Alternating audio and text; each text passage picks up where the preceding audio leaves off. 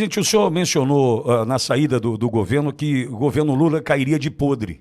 O senhor imaginou Sim. que cairia tão rapidamente assim? Né? A gente está ainda há um ano e meio do fim do governo e o Brasil destruído. E como seria, né, a volta do senhor em 2027, que é o nosso desejo, a gente está aqui orando por isso, né, com o Brasil arrasado, terra, né, devassada como está agora? Como seria assumir uma presidência novamente, só que nessa situação? Duas coisas, né? Só não caiu de podre há mais tempo porque tinha muita gordura do nosso governo. Deixamos muita coisa contratada. A economia no verde.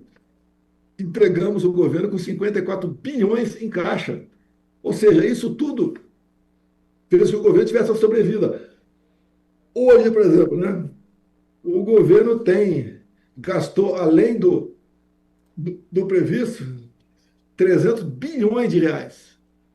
É uma conta que alguém vai pagar. Esse alguém é o povo trabalhador, não há dúvida. Tá? Você vê, foram 24 medidas do atual governo para aumentar impostos ou criar impostos. Ninguém aguenta isso. Nós demos o exemplo contrário lá atrás. Diminuímos a carga tributária. Tá certo? Então, esse dinheiro gasto aí sem qualquer responsabilidade vai impactar em quem assumir o governo em 27. De assumir 27, vai ter que tomar algumas medidas salgadas, porque a nossa dívida já está em 9 trilhões de reais. Isso dá só de juros mais de 2 bilhões por dia. Como é que você vai sanear? Eu tenho umas propostas. Está do meu lado aqui o Saxida, né? Trabalhou lá com o Paulo Guedes, depois foi ser ministro das Minas e Energia, que tem falado muito bem sobre isso. 2 minutos? 2 minutos. 2 minutos, fala aqui, vamos lá. Como é que A recuperaria o Saxida está Brasil? aí? Saxida, abraço, querido. Seja bem-vindo. Obrigado pela gentileza, obrigado, presidente. Bom, para recuperar a economia brasileira, primeiro é serenidade, muita serenidade, uma equipe econômica experiente, o apoio do presidente, o apoio do Congresso Nacional e sem atropelos. O que você precisa é da previsibilidade. Vamos colocar um teto para a dívida pública, para todo mundo ver aos pouquinhos como nós vamos fazer esse ajuste.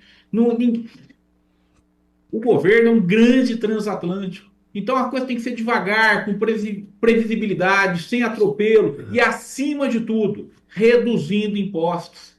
Porque quando você reduz o imposto, você deixa dinheiro com o povo, o dinheiro gira, é o empresário. É isso que nós temos que fazer: melhorar os marcos legais para dar previsibilidade e segurança jurídica ao investimento. Ou seja, nós temos que fazer exatamente aquilo que a gente já fez.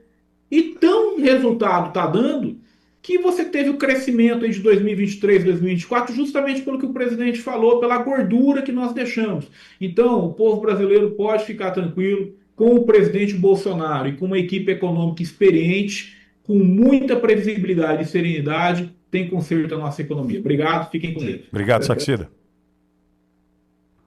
Presidente. Vitória, Pois você não? com a palavra. Não, presidente, a gente preocupado com isso está, porque a gente sabe que esse processo, né, de derretimento, de destruição do Brasil, traz consequências para o próximo, né? Quem assume é que vem com a medida austera, amarga, e a população tem uma certa dificuldade de entender isso. É só olhar para a taxa de juros que o senhor praticou durante o seu governo, o Banco Central praticou durante o seu governo, e hoje com a maior taxa de juros da história, né, dos últimos 20 anos, com 15%. Ou seja, as medidas terão que vir, né, e certamente serão amargas. E a população vai ter que compreender, mas para isso a gente tem muito que lutar antes para cumprir com os objetivos e vê-lo elegível, vê-lo disputando a eleição, vendo, quem sabe, e eu não sei se isso é possível, que a gente tenha de fato o voto impresso, a contagem pública de votos, que é uma pauta tão cara para o senhor e há tanto tempo, né, presidente? Olha, todos têm que confiar no processo eleitoral. Vai ter um projeto que, infelizmente, passou na Câmara, está no Senado, prevendo 7 anos de cadeia para quem duvidar do sistema eleitoral. Porque não é dessa maneira que você fala em democracia. Você pode desconfiar, tem. Tem cara que não confia na Bíblia, não confia em Deus. Paciência, né? Agora ninguém pode ser preso por causa disso. Você pode ver, quando se fala em economia, não é só uma medida amarga, não.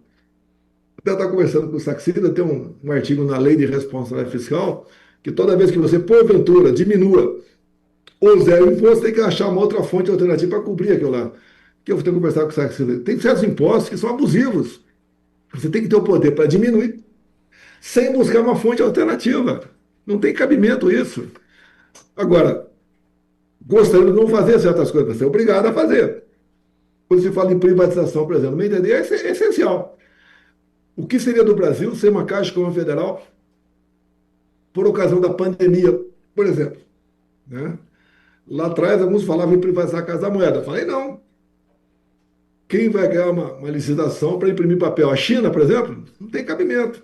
Tá? Então, a privatização tem que ser aquelas necessárias e algumas coisas tem que ficar na mão do Estado. Agora, é que eu digo, uma arma de fogo na mão de uma pessoa de bem ou de um policial, ela tem a sua utilidade. Na mão de um marginal, é completamente diferente.